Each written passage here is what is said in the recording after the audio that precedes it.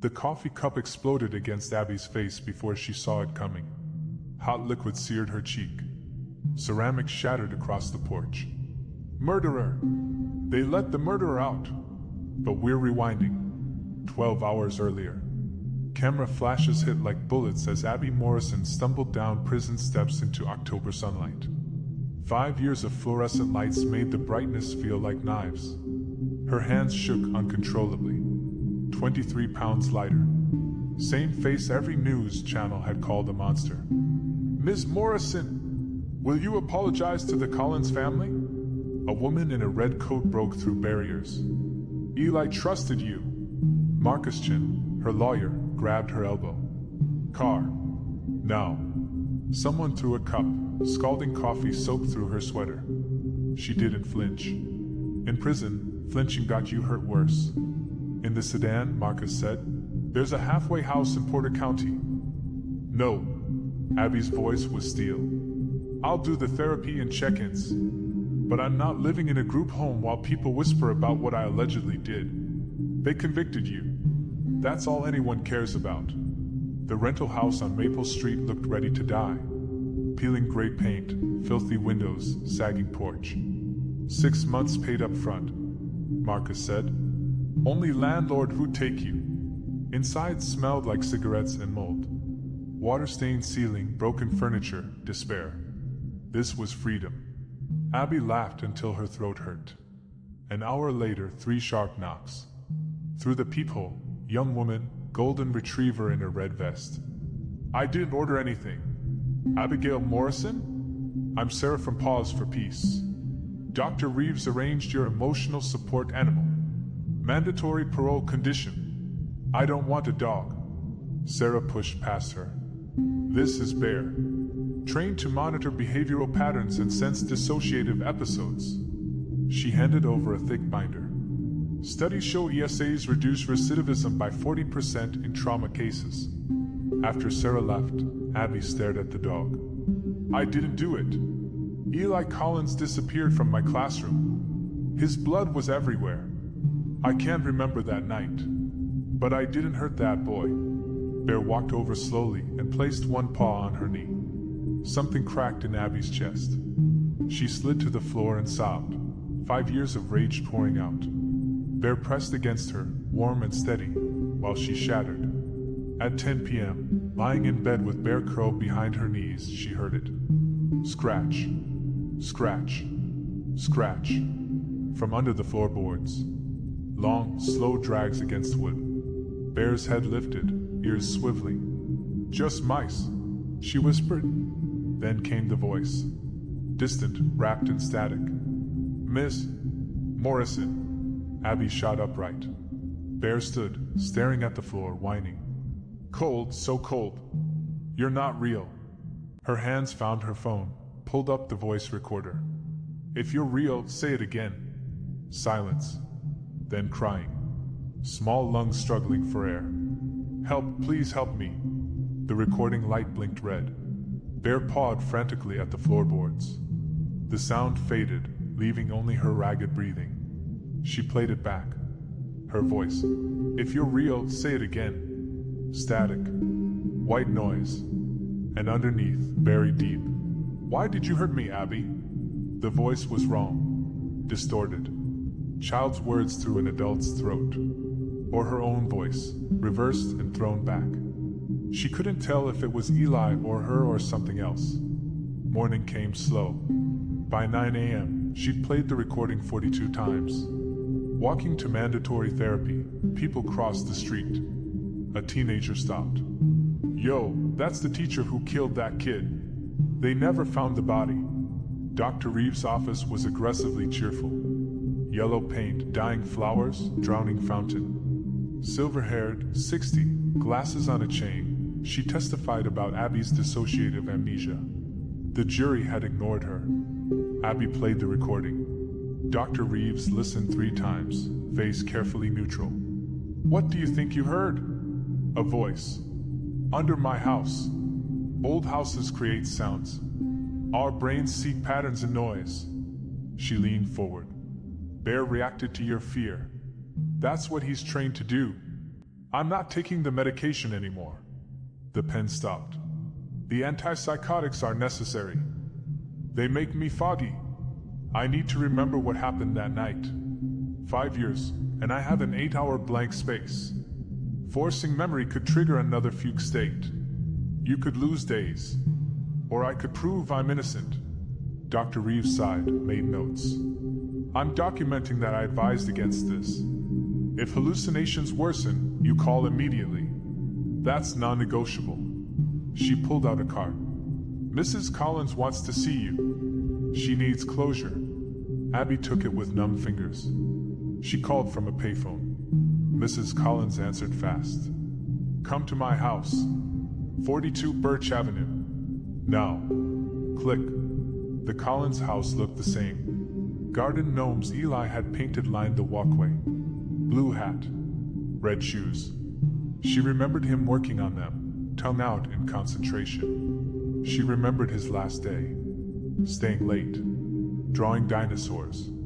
Humming. 6:45. Feeling tired. Then nothing. 8 hours gone. Waking in a hospital with blood under her nails. Mrs. Collins opened the door looking 20 years older. Gray hair, grief-carved face, red eyes. You've got nerve. I know. I'm so sorry. The coffee mug hit. Liquid exploded. Ceramic shattered. Bear barked, moving protective. My son is gone. 7 years old. He loved you. Mrs. Collins stepped forward, tears streaming. You were his favorite person. And you killed him. I don't even remember what happened. The words escaped. That whole night is just gone. I remember Eli helping me clean. Then nothing until I woke covered in his blood. Mrs. Collins went still. What? I have dissociative amnesia. When I experience trauma, my brain shuts down. Dr. Reeves testified, but nobody believed her. Tears mixed with coffee. I didn't do this. I loved Eli. You know he was special. Mrs. Collins' face crumpled. Don't say his name like you have the right. I'm sorry. Get off my porch before I do something we'll both regret. Abby backed up, heel catching the step. She fell hard, hips slamming concrete. Bear was there instantly. From the street, someone laughed. The door slammed. A gnome tipped over. Abby lay staring at sky, laughing bitterly. This was worse than prison. Come on, Bear. Wait. Mrs. Collins stood in the doorway, gripping the frame. He visits me. In dreams. Sometimes awake. I hear him. Abby's heart stopped. What? He says things about that night. Her eyes were wild. He says it wasn't you. He says there was someone else. A man. Someone he trusted. Who? I don't know if it's real or my brain coping. But what if you're telling the truth? I am. And if Eli's trying to tell you something, maybe he's trying to tell me too. I can't be around you. But if you find something, if you remember, call me. Not for you. For him. He deserves to be found. I'll find him. I promise. Walking home, Abby's mind raced. Mrs. Collins heard Eli too. Either they were both insane, or Eli Collins was reaching out, trying to expose the truth. Someone else had been there that night. And somehow, that 7-year-old boy was trying to tell them who. That night, Abby flushed her pills down the toilet. Dr. Reeves would be furious. Her parole officer might violate her. But those pills kept her foggy, compliant.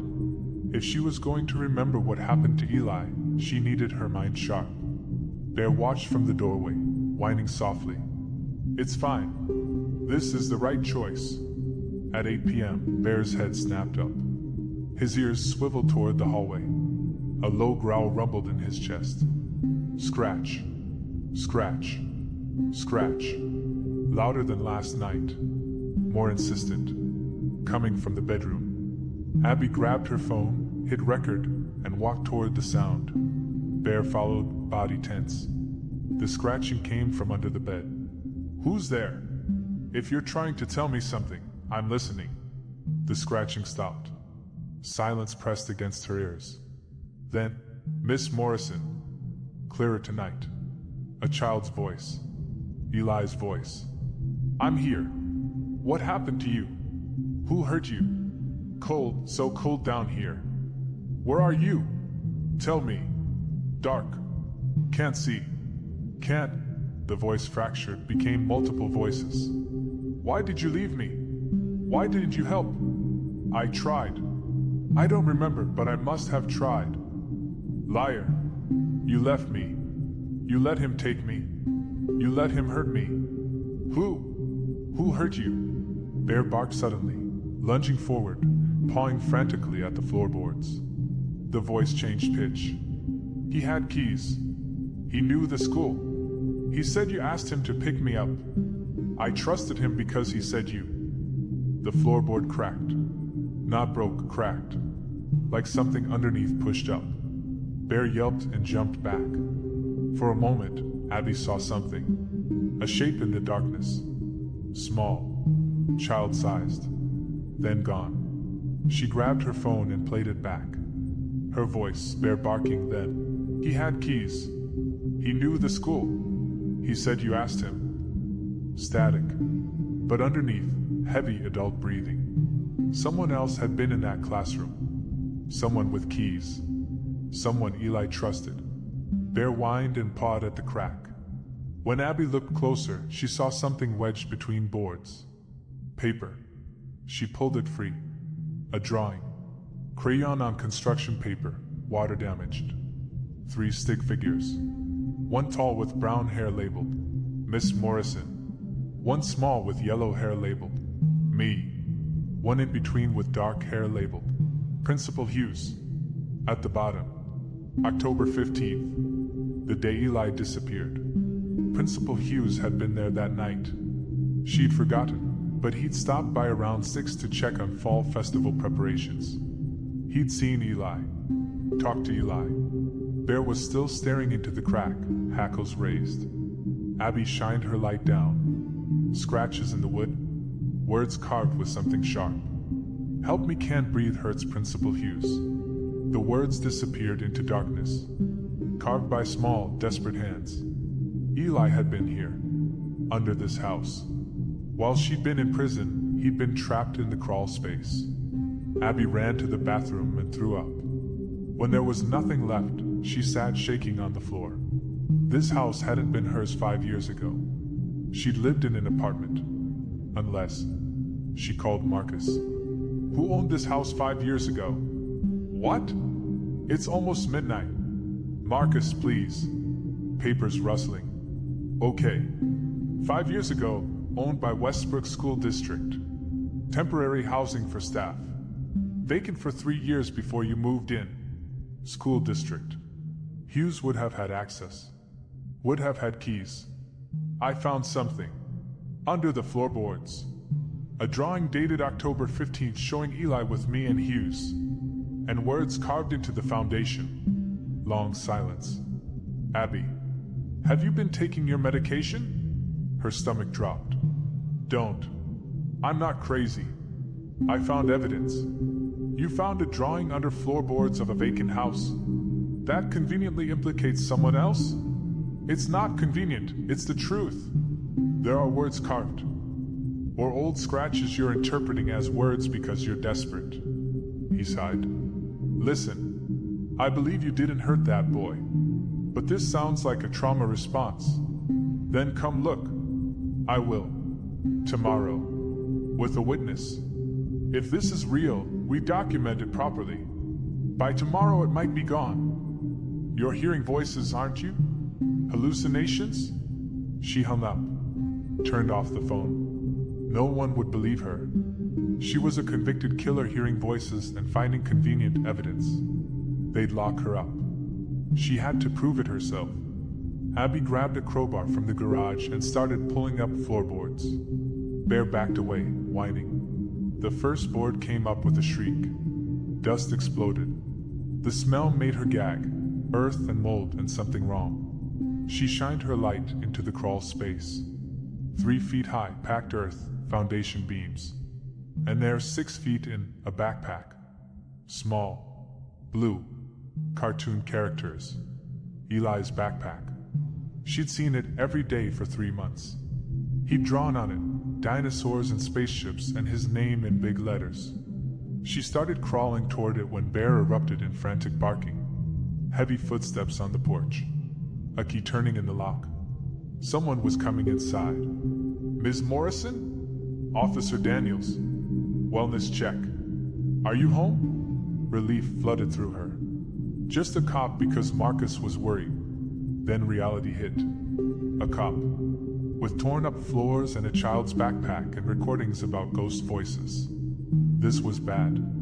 Just a second. She scrambled out, bumping her head. Pain exploded. She shoved the backpack deeper, tried pushing the board back.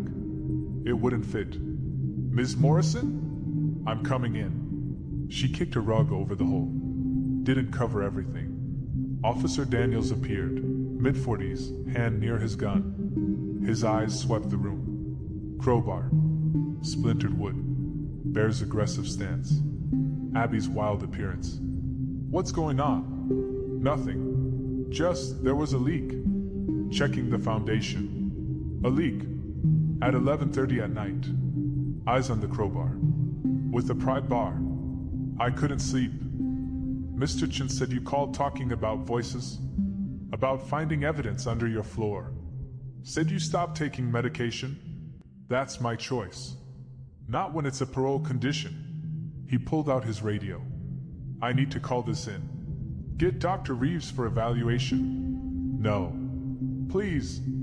I'm fine. Step away from the dog, Ms. Morrison. He's my support animal. He looks ready to attack. Step away, or I'll consider him a threat. If they took Bear, evaluated her, she'd be back in custody. And no one would ever investigate Hughes. There's something under the floor. Evidence about Eli Collins. Real evidence. His expression hardened. Ms. Morrison, I found his backpack. And a drawing dated October 15th with Principal Hughes. And words carved by a child. You just happened to find evidence of your innocence under your floor? It's not my house. It was owned by the school.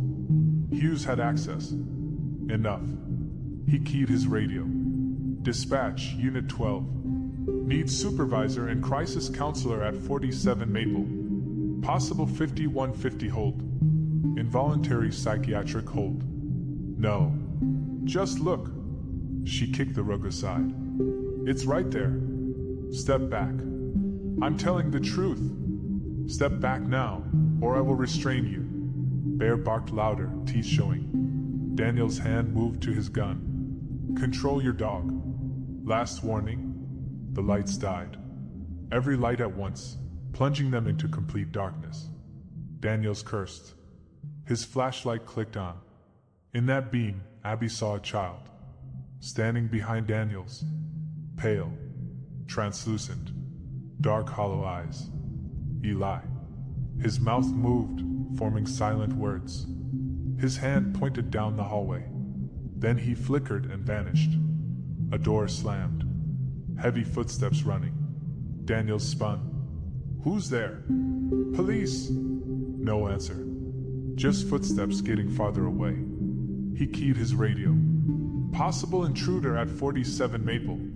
Send backup. To Abby. Stay here. He ran down the hallway. Front door crashed open, shouting into the night. The lights flickered back on. Sudden, harsh brightness. Abby looked at the hole. The rug had moved. The backpack she'd shoved deeper was now at the opening's edge. Like someone had pulled it out for her. She grabbed it, unzipped it. Moldy papers. Broken crayons. Lunchbox with dinosaurs.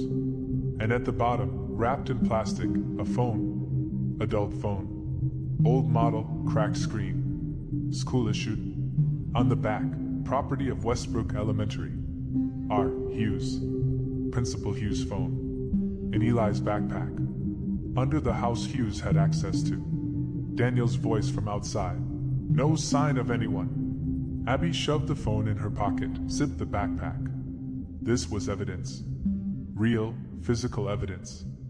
But if she showed Daniels now, he'd confiscate it, send it through official channels. And somehow, she knew it would disappear. Ms. Morrison? Daniels came back, breathing hard. You see anyone else tonight? No. Just you. He looked at her hard. His flashlight swept the floor, the torn boards, the backpack. What's in the bag? Nothing. Old school supplies. Previous tenant must have left it. He didn't believe her. Dr. Reeves is on her way. She'll evaluate you. Based on her assessment, we decide if you need hospitalization. I don't need. You tore up your floor hallucinating about dead children. Yes, you need evaluation. His voice softened. Let us help you. Help her stay medicated. Help her accept she was a murderer. Fine. I'll cooperate. Let me get cleaned up first. He hesitated, nodded. 5 minutes. I'll be right outside. He left, pulling the door mostly closed. 3 minutes before Dr. Reeves arrived. 3 minutes to decide. Stay. Get hospitalized. Evidence confiscated. Hugh's name cleared. Or run. Bear whined and pawed at her leg, staring at the bedroom window. The one leading to the backyard. The one Daniels hadn't blocked. We're going to get in so much trouble, Abby whispered. Bear's tail wagged once. She grabbed the backpack, shoved the drawing and her phone into it. Pulled on shoes. Jacket. Eased the window open. It stuck, swollen. She shoved harder. It screeched. Ms. Morrison? Footsteps in the hall. What was that? Abby boosted through, dropping into weeds. Bear jumped after her. Ms. Morrison! Stop! The window crashed open. Daniel's face appeared. Don't make this worse. But Abby was already running. Hit the fence at full speed, scrambled over. Landed hard, ankle twisting. Pain shot up her leg. Bear squeezed through a gap. Behind her, Daniels calling for backup, giving descriptions, setting perimeters. She ran through yards, between cars, past dark houses. Ankle screaming. Backpack bouncing. She was a fugitive now. A convicted killer on the run with a dead boy's backpack and a ghost trying to tell her something. But she wasn't going back. Not to a cell. Not until she knew the truth. She ran until her lungs burned, until sirens were distant, until she reached empty downtown buildings and broken streetlights. Finally collapsed behind a dumpster, gasping. Bear pressed against her, panting. She pulled out Hugh's phone. Dead battery. Useless without power. She needed a charger. Somewhere safe to hide. Help from someone who wouldn't turn her in. One person. One long shot. Jennifer Park. Her old teaching assistant. Before the trial, they'd been friends. Jennifer had testified for the defense. Said Abby was good, would never hurt students. The jury had ignored her too, but Jennifer had believed her. Abby turned her phone on just long enough to find Jennifer's address. North side, 2 miles away. Then turned it off, removed the battery. Come on, Bear. One more run. They moved through shadows, ducking behind buildings when sirens passed. 45 minutes to reach Jennifer's neighborhood. Small houses, neat yards, porch lights. Number 23. Blue bungalow. Flower boxes. Minivan. Normal. Safe. Abby stood on the sidewalk, suddenly uncertain. Jennifer probably had kids. Family. The last thing she needed was a fugitive at midnight. But Eli's backpack was heavy on her shoulders. Hugh's phone in her pocket. And somewhere, a dead boy was trying to help her prove the truth. She couldn't do this alone. Abby walked up and knocked. Soft, then louder. Light upstairs. Footsteps. Porch light blazed on. Door opened a crack, chain attached. A woman's face. Older than Abby remembered, shorter hair, tired eyes. Jennifer. Her eyes widened. Oh my God! Abby? I need help. I know I have no right to ask, but I found something. Evidence about what really happened to Eli. And if they catch me, it'll disappear forever. Jennifer stared. For a long moment, Abby was sure she'd slammed the door. Then Jennifer closed it. The chain rattled. The door opened wide. Get inside. Quickly. Before someone sees you. Abby stumbled through, Bear close behind. Jennifer locked the door, pulled curtains. The house was warm, lived in. Photos showed Jennifer with a husband and 2 kids. A life that had kept moving forward. Jesus, Abby. You look like hell. Jennifer steadied her. Are you hurt? Twisted ankle. I'm fine. You're not fine. Jennifer guided her to the couch, then returned with water, ice pack, and a phone charger. I saw the news 30 minutes ago. Convicted killer violates parole, escapes custody. They're calling you dangerous. There's a manhunt. I didn't assault anyone. I just ran. Abby pulled out Hugh's phone. But not before I found this. Jennifer took it, saw the label, went pale. Is this Principal Hugh's phone? I found it in Eli's backpack under my rental house. The house that was owned by the school district 5 years ago. Under your floor? Jennifer sat back. How is that possible? Hughes had access. He could have brought Eli there. Abby's voice broke. I need to see what's on this phone. It might prove what really happened. Jennifer was quiet, studying the phone. You know this sounds insane, right? I know. You're asking me to believe that Richard Hughes, educator of the year 3 times, kidnapped and murdered a child, then framed you. Yes. And you expect me to help based on a phone you found while hallucinating? You don't believe me. I didn't say that. I said it sounds insane. But 5 years ago, everyone thought you were guilty, and I never believed it. Jennifer plugged the charger in. You loved those kids. You weren't capable of what they said. So yes, I'll help. But if we do this, we do it smart. We see what's on the phone, and if there's evidence, we take it to police properly. They won't listen. Hughes has connections. Then we go higher. State police. FBI. The phone screen stayed black. This'll take a while. Battery's dead. Jennifer brought food. Abby forced herself to eat while Jennifer watched. Tell me everything. What do you remember about that night? So Abby told her. Eli staying late. Hughes stopping by around 6. The blank space. Waking with blood under her nails. The trial. Prison. Getting out and hearing Eli's voice. Finding the drawing and carved words. Jennifer listened. When Abby finished, she was quiet. You really heard a voice? I know how it sounds. My grandmother said violent deaths leave echoes. That souls who die in terror get stuck, trying to tell their story. Jennifer leaned forward. If Eli's really trying to communicate. Bear suddenly stood, hackles raised. Staring at the hallway, growling. What is it? Temperature dropped instantly. Breath came out white. Jennifer saw it too. What the hell? Lights flickered. Dimmed to almost nothing. In the hallway, a shape formed. Small. Child-sized. Translucent. Eli. He stood there, mouth moving, pointing toward the bedrooms. Then flickered and vanished. Lights returned. Temperature normalized. Jennifer made a choke sound. Oh my God! Did you see? I saw him. Bear barked once, then ran down the hallway.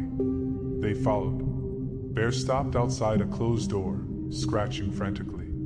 That's my office, Jennifer said, voice shaking. Inside was neat, lined with bookshelves. Desk under window. Nothing unusual. Except Bear. He went straight to the desk, pawing the bottom drawer. Jennifer opened it. Manila folders, lesson plans, old files. I don't understand. She froze. Pulled out a folder from the very back, labeled in Hugh's handwriting, Collins, ELI Confidential. This wasn't here before. I've been through this drawer 100 times. Abby opened it. Photos inside. Dozens. Eli at school. On the playground. In the classroom. Too close. Too focused. Obsessive. Underneath, printouts of emails. Between Hughes and D. Martinez. Problem student situation escalating. Colin's child becoming unmanageable. May need permanent solution. Jennifer read over her shoulder, breathing faster. Oh God. This is premeditation. He planned to hurt Eli. But why? What did Eli do? Wait. I remember. Right before Eli disappeared, there was an incident. He told his mother someone at school touched him inappropriately. During a meeting in the principal's office. Jennifer's face went white. Mrs. Collins reported it. Investigation went nowhere. Hughes said Eli was confused. But what if Eli was telling the truth? What if Hughes knew he was going to talk? The pieces fell into place. Hughes had been abusing students. Eli figured it out. Was going to expose him. So Hughes eliminated the threat. Framed Abby because she was convenient. Blackouts. Alone with Eli. Perfect scapegoat. This folder, Abby said. How did it get here? I don't know. I swear it wasn't here. But Eli knew. His spirit had known where to lead them. We need to call police. Jennifer reached for her phone. Wait. Abby pointed. Hughes' phone screen had lit up. 15%. Let's see what's on there first. Abby tried unlocking it. No password. The gallery showed normal photos at first. School events. Staff meetings. Then she found a hidden folder. Password protected. Try common passwords, Jennifer suggested. Abby tried everything. 5 attempts before permanent lockout. Bear whined, pawing at the backpack. At Eli's drawing. The drawing. The date. October 15th. Abby typed 101505. The folder unlocked. Videos inside. Dozens. Timestamps over 2 years. Abby clicked one. A small room, storage closet. A child in frame. Little girl, maybe 6. Crying. Hughes appeared.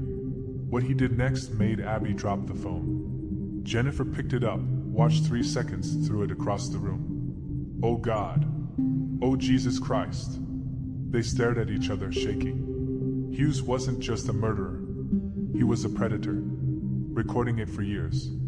Eli had found out. We need 911, Jennifer said. Right now. Glass shattered in the kitchen. Both women screamed. Bear erupted in barking. Heavy footsteps. A man's voice.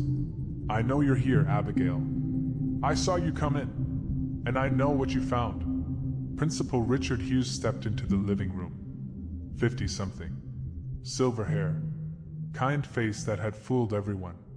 In his hand, a gun. I can't let you share that phone with anyone, he said pleasantly. You understand. Abby's mind raced. Trapped. Hughes between them and the front door. Windows, their only option. How did you find me? Police scanners.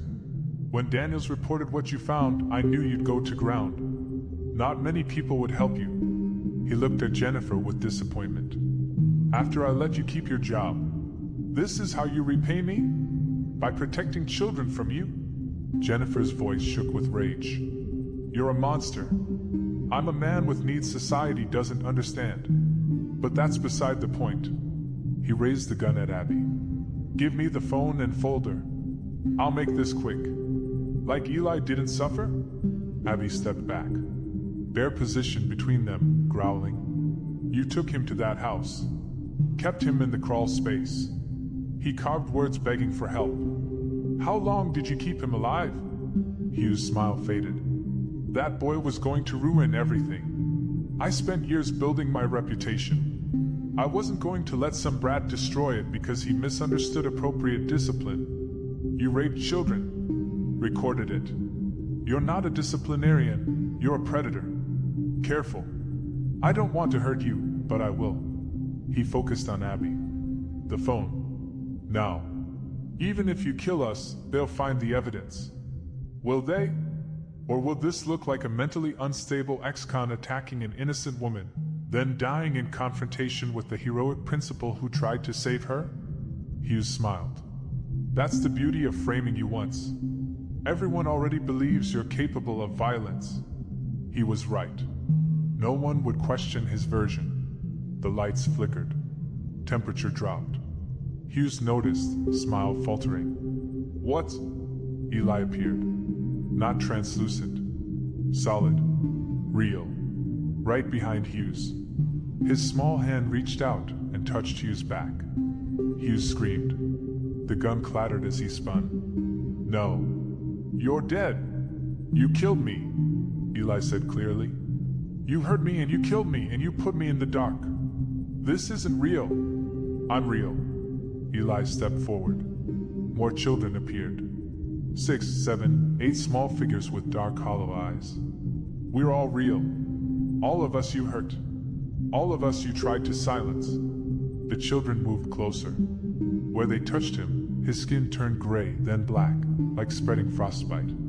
Hughes backed into the corner, screaming, clawing at his skin. Get away! Jennifer grabbed Abby's arm. We need to go. But Abby couldn't move. She watched the ghost children surround Hughes, small hands pulling, dragging him down. He thrashed and screamed. Bear barked sharply, breaking her trance. Jennifer pulled her toward the door. Hughes' screams cut off abruptly. They burst outside. Jennifer's husband was running up. I heard screaming. Call 911, Jennifer gasped. Tell them we need police. We have evidence against Principal Hughes. All of it. Sirens already approaching. Neighbors had called. Abby collapsed on the lawn, Bear beside her. Through the window, she saw Hughes on the floor, surrounded by small figures. Still. Silent. The ghost children turned. Eli at the front. He smiled, peaceful, and waved. Then they faded. Police cars screeched up, lights blazing. Officers poured out, guns drawn. On the ground! Abby lay flat, hands spread. Jennifer did the same. There's a man inside, Jennifer shouted. Principal Hughes. He broke in, tried to kill us. There's evidence. Phone and folder. He murdered Eli Collins. Been abusing children for years. Officers moved into the house. Long minutes. Finally one emerged, face pale. Need detectives. And the coroner. There's a body. And a phone. Jesus Christ, videos on this phone. More cars. Detectives. Crime scene techs. Marcus, looking frantic and relieved. In an ambulance, paramedics checked them. Jennifer's husband held her while she shook. Bear refused to leave Abby's side. Detective Morrison approached. Ms. Morrison, I need your version of events. Everything, Abby told her. All of it. The voice, backpack, phone, folder, Hughes breaking in. She hesitated. The what? The children. Eli's ghost. All of Hughes' victims. They appeared. They did something to him. The detective didn't laugh. Just wrote it down. The coroner will determine cause. But between us, I've been a cop 23 years. I've seen things I can't explain. If those kids got justice, even from beyond, I'm not questioning it. She stood. You're technically a fugitive. You violated parole. But given circumstances and evidence recovered, I'm recommending charges be dropped. Your conviction overturned entirely. Hughes' phone proves he was the real killer. You're going home, Ms. Morrison. Real home. Freedom. Abby started crying. From relief so overwhelming she couldn't hold it. Jennifer took her hand. Squeezed tight. Bear licked tears off her face. And somewhere, Abby felt Eli Collins' smile.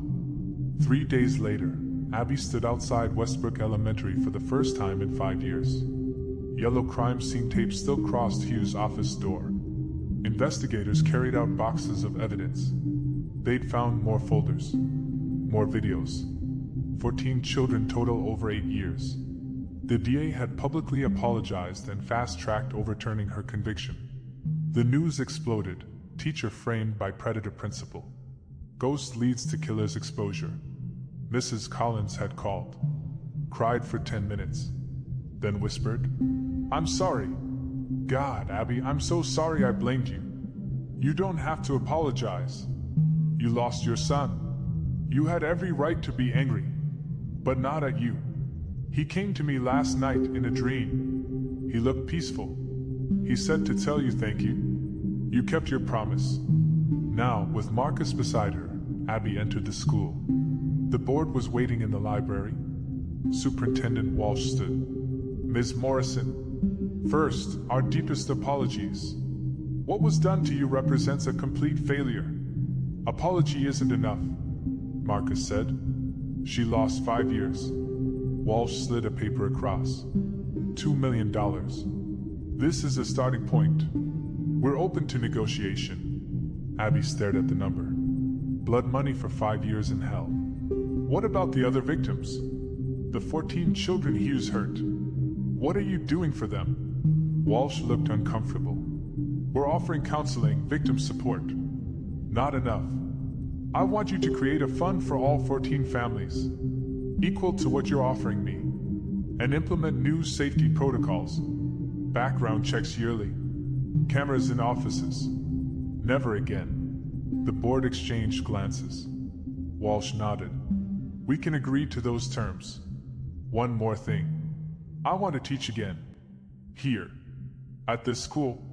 Silence fell. Marcus turned, surprised. "Abby, after everything, I'm sure. This school needs to heal. These kids need to know good teachers exist. I want my classroom back." Walsh's expression shifted. "If you're willing, we'd be honored. We'll need to work through logistics, given publicity. Let them object. I'm innocent. The evidence proves it. I'm not hiding anymore." That night, in her hotel room, Abby heard scratching again. Scratch. Scratch. Scratch. Behind the headboard. Bear lifted his head, ears swiveling. "Eli? Is that you?" No answer. Just scratching. Then a voice. Different from Eli's. Older. Female. "Help her." "Help who?" "She's trapped. Can't get out. He won't stop." "Who? Tell me who." The voice faded. The scratching stopped. A piece of paper appeared under the door. Abby grabbed it. Missing person flyer. Little girl with dark braids. Missing Sarah Martinez, age 8. Last seen October 28th near Westbrook Elementary. Martinez. The name from Hughes' emails. On the back, child's handwriting. "Help me. Room 7. Hurry." Abby called the number. A woman answered, hoarse from crying. "Mrs. Martinez? This is Abby Morrison. I think I have information about your daughter." 30 minutes later, at a diner, Diana Martinez looked hollowed out by grief. "Sarah disappeared 3 weeks ago. Someone saw her get into a car. Police have no leads. No body.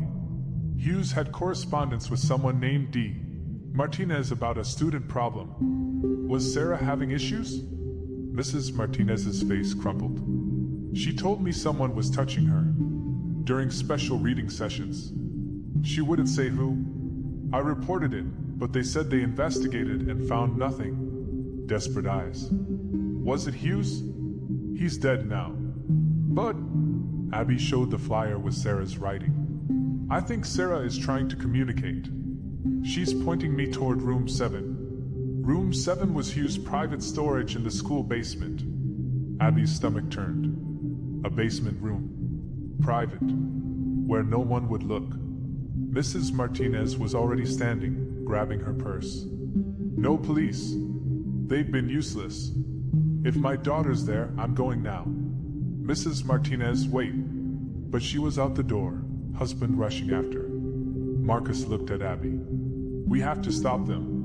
Then we go with them." They caught up in the school parking lot. Mrs. Martinez was forcing a window. "There's an alarm," Abby said. "Let me call the interim principal." 20 minutes later, they stood in the basement. Dr. Reed, the interim principal, had keys and disabled alarms. She looked skeptical but checked. Room 7's down here. She unlocked the door, flipped the light. Metal shelves, boxes of papers, old desks. Mrs. Martinez pushed past, frantically searching. "Sarah, baby, are you here?" Nothing. Her husband pulled her close while she sobbed. "She's not here." Bear started barking, ran to the back corner, pawing behind a tall shelf. "Move that," Abby said urgently. Marcus and Mr. Martinez shoved it aside. Behind it, a small door, 3 feet high. Crawl space entrance. Dr. Reed went pale. "I didn't know that was there." Mrs. Martinez dropped to her knees, pulling at the door. Locked with a padlock. "Sarah, Mama's here." A weak voice from behind the door. "Mama?" Mrs. Martinez screamed. Mr. Martinez grabbed a fire extinguisher and smashed the padlock. 3 hits before it broke. Sarah crawled out, dirty, weak, sobbing. Her mother grabbed her, holding her tight. Everyone was crying. Bear licked Sarah's hand. She looked at Abby through tears. "Thank you for hearing me." Abby knelt beside her. "You're safe now." Paramedics arrived. Police. Sarah was dehydrated but alive. Trapped 3 weeks, kept barely alive with water and crackers Hughes had left before he died. Mrs. Martinez grabbed Abby's hands. "You saved her. You saved my daughter's life. It wasn't me. It was Sarah. She's a fighter." "No. You listened. When no one else would." She kissed Abby's forehead. "Thank you forever." Later that week, Abby moved into a small house. 2 bedrooms, yard for Bear, no crawl spaces. She bought furniture, made it home. Saturday morning, she drove to the cemetery. Eli's grave was in the children's section, under a maple tree. Simple headstone, Eli James Collins, beloved son, 2013 to 2020. Someone had left fresh flowers. Abby knelt. "Hey Eli, I wanted to say thank you for being brave, for leading me to the truth."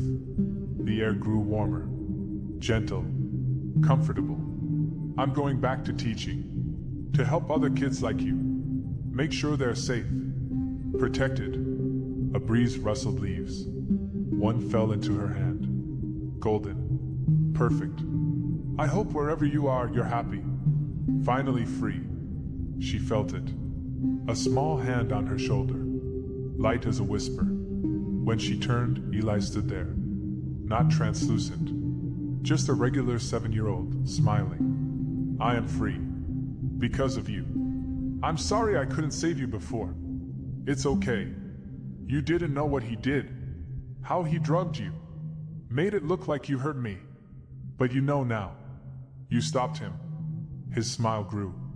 "You're the best teacher I ever had." Tears streamed down her face. "You were the best student." Other children appeared. The victims from Hughes' videos. All smiling. At peace. "We have to go," Eli said. "But we wanted to say goodbye. And thank you." "Where are you going?" "Somewhere better. Somewhere without monsters." One by one they faded. Eli was last. He waved, then was gone. The maple leaf in her hand dissolved into golden light and drifted away. Bear pressed against her leg. She buried her fingers in his fur and breathed. It was over. Finally, truly over. That night, unpacking boxes, Bear started growling at the wall. "No. We're done. Eli's at peace. Sarah's safe." But scratching started anyway. Then a voice. Young. Desperate. Unfamiliar. "Please help me. I can't find my way home." Abby closed her eyes. Took a breath. She was a teacher. And something else now. A bridge between living and dead. A voice for the voiceless. She opened her laptop. Typed, "Missing children Westbrook County." 17 results. 17 children disappeared over 10 years. 17 families searching. 17 voices in the dark. Bear sat beside her, waiting. Okay, Abby whispered. I'm listening. Tell me your name. The scratching stopped. Voice became clearer. My name is Emma. Emma Rodriguez. And there's something in the cemetery. Something bad. Please help her. Help all of us. Abby searched Emma Rodriguez. Missing 2 years ago. 8 years old. Last seen near Westbrook Cemetery. The same cemetery where she just said goodbye to Eli. She grabbed her jacket. I guess we're going back. Bear wagged his tail. She got in her car and drove toward the cemetery as the sun set. Behind her, in the house, chalk letters appeared on the living room wall. Written by invisible hands in children's careful script. Help her too. And her. And me. And me. The walls filled with pleas. Dozens. A chorus of voices crying across years and death. All waiting for someone to listen. All waiting for Abby Morrison to keep her promise. The story wasn't over. It was just beginning. Westbrook Cemetery looked different at dusk. Cheerful maples became twisted shadows. Neat headstones transformed into silent witnesses. Iron gates looked like they were keeping something in. Abby parked near the entrance. Bear jumped out, immediately alert. Stay close. If you sense danger, we leave. Temperature dropped as they approached Eli's grave. Bear's hackles rose. He stopped walking, planted his feet, growled at something invisible. Emma? Emma Rodriguez, are you here? Tell me what you need. The air shimmered, reality bending. Then she appeared. Little girl with dark curls and pink jacket. 8 years old. Translucent, feet not quite touching ground. You came. Relief flooded her face. I didn't think anyone would hear me. I hear you. Tell me what happened. I'm here. I've always been here. Emma pointed toward the old section. He put me with the others. Under the angel. Abby's blood ran cold. Others? How many? I don't know. Lots. They cry at night. We all cry. Tears that didn't fall. He said no one would find us. That we'd be his forever. But then he stopped coming. We've been alone so long. Who put you here? The man with the kind smile.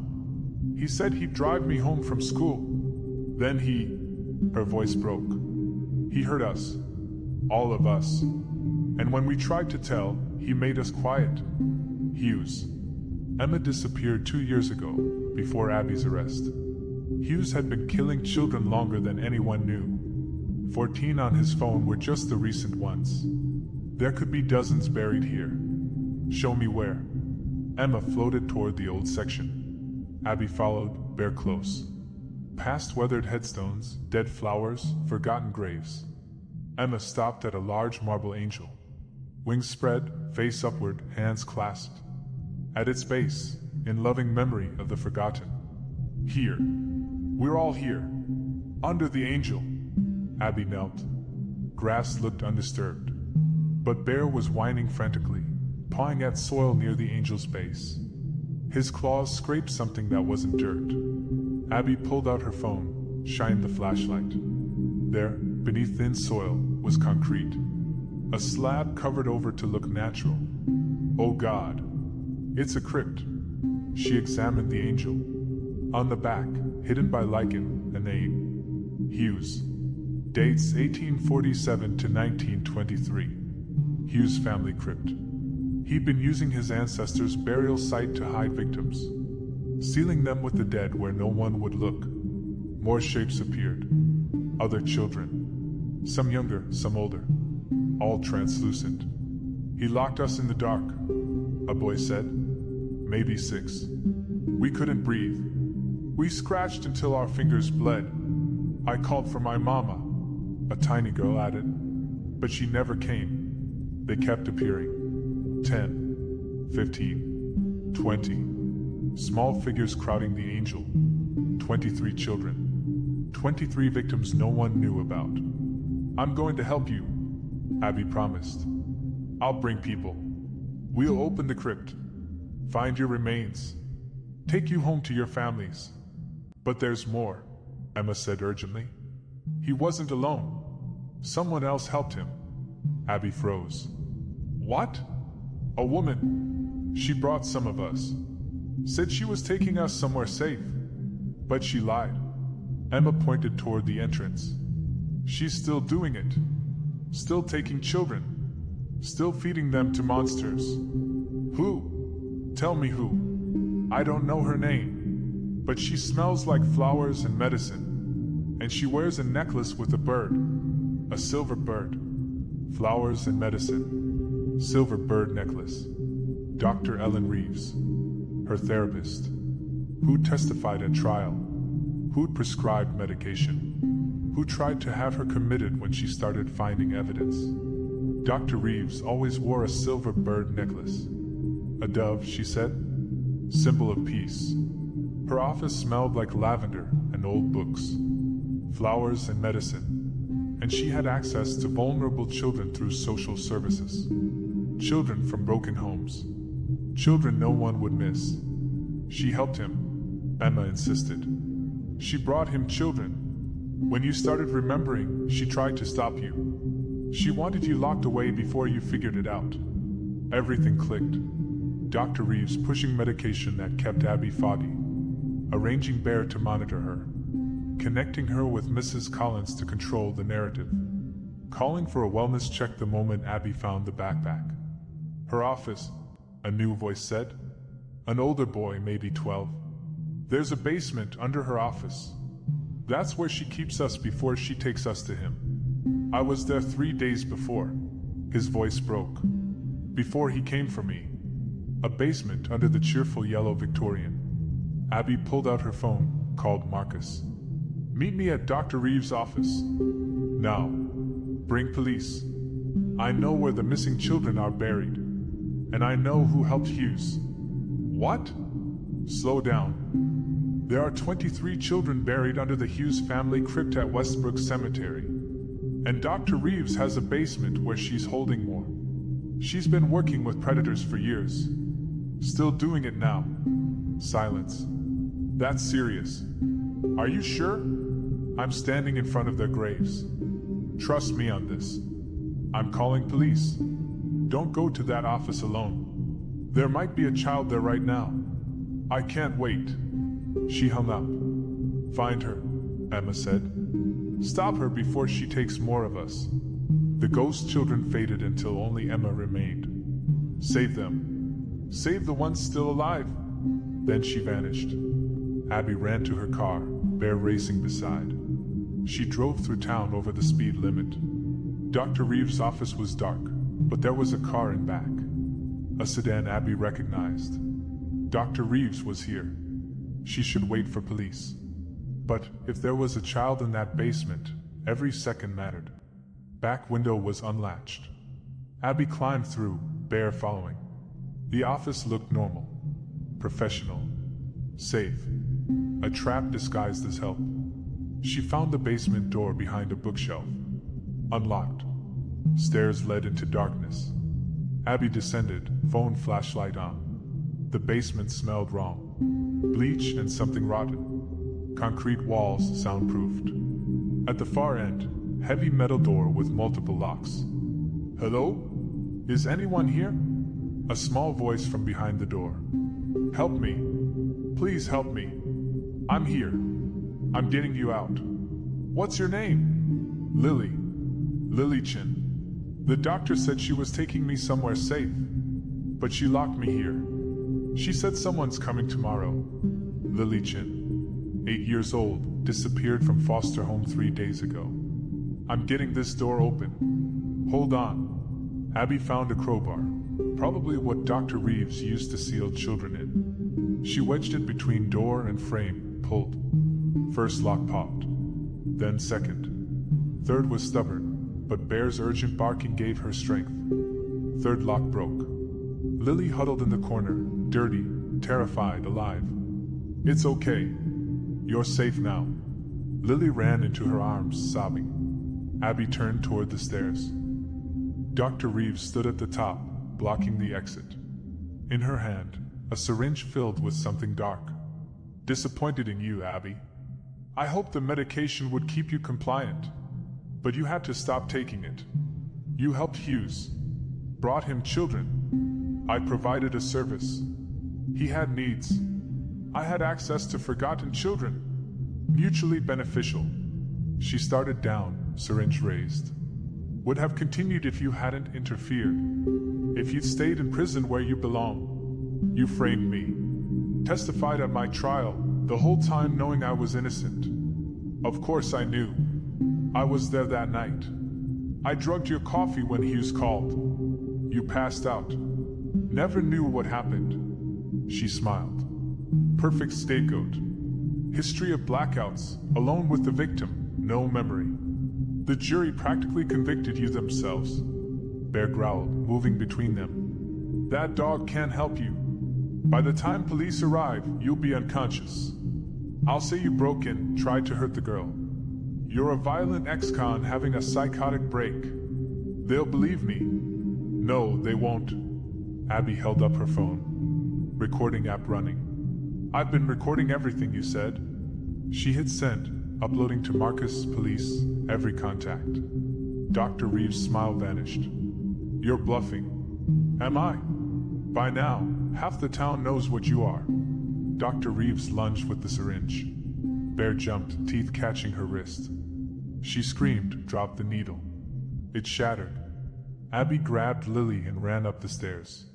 Behind them, Dr. Reeves struggled with Bear. They burst out as police cars screeched up, lights blazing.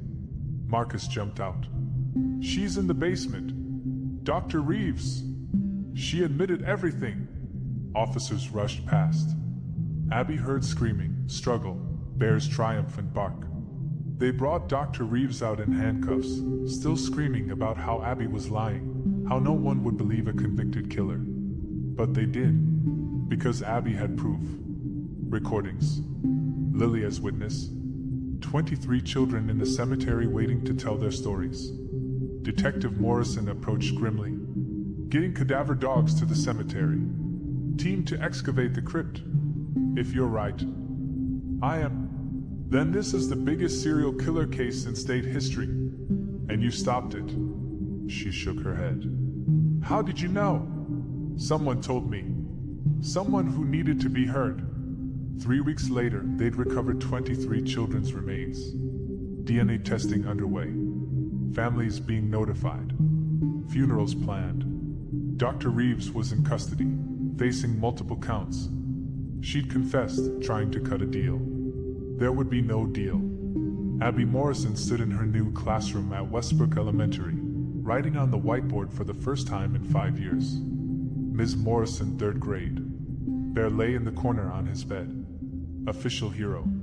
Marcus poked his head in. Ready for your first day back? I think so. You'll be great. He held up a newspaper. Teacher exonerated, exposes decades of abuse.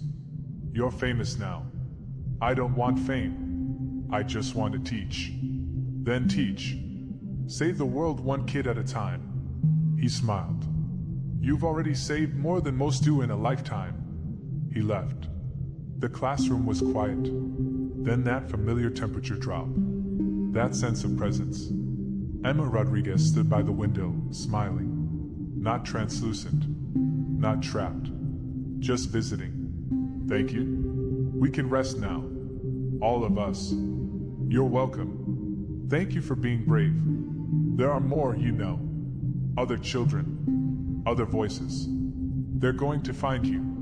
Because you listen. I know. And I'll be ready. Emma's smile grew. You're going to save so many lives. She faded into sunlight. The bell rang. Footsteps. Children's voices, bright with first day excitement. Abby took a breath, straightened her shoulders. But before the door opened, she saw something on her desk that hadn't been there. A piece of paper. A child's drawing in crayon. It showed a stick figure woman with wild hair in front of a house. Around her, small figures, children holding hands in a circle. Above them, thank you for hearing US. Below, 23 signatures. All the children from the crypt.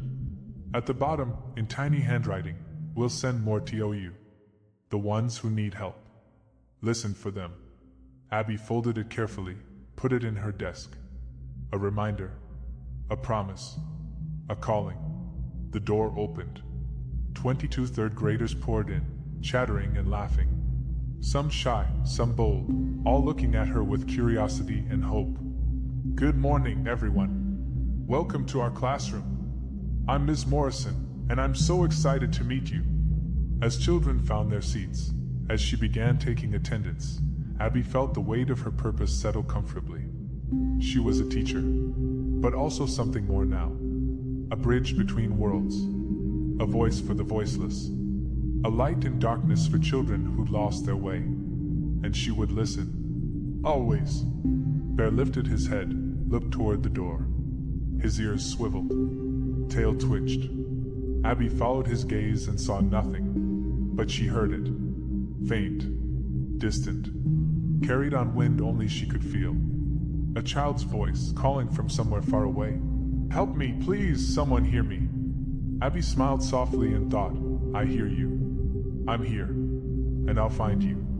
Then she turned back to her students and began the lesson. The story of Eli Collins was over. He was at peace. Justice had been served. But there were other stories waiting to be told. Other children crying out in the darkness. And Abby Morrison would hear every single one. The end. If you made it to the end of Abby's story, thank you for listening. What did you think? Do you believe the supernatural can help solve real crimes? Would you have trusted the ghost children's messages? Or would you have thought Abby was losing her mind? Drop your thoughts in the comments below.